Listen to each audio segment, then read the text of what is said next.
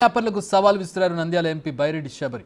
ముచ్చుమరిలో నిన్న బాలికను కిడ్నాప్ చేసిన వారికి సాయంత్రం వరకు డెడ్ లైన్ విధించారు. సాయంత్రం వరకు బాలికను తన ఇంటికి తీసుకురాకపోతే కిడ్నాపర్ల భరతం పడతానన్నారు. ఎవరైనా తన కుటుంబం జోలికి, కార్యకర్తల జోలికి వస్తే ఖబర్దారంటూ హెచ్చరించారు ఎంపీ బైరెడ్డి శబరి.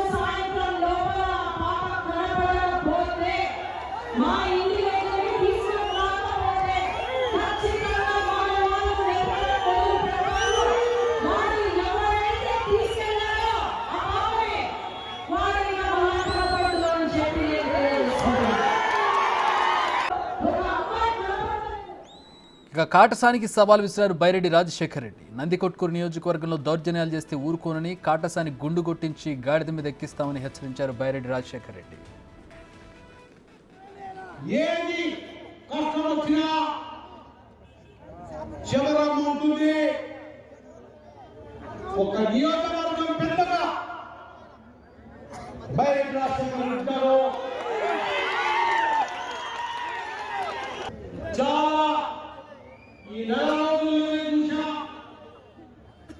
ఈ నెల రోజుల్లోనే దౌర్జన్యాలు చూసా.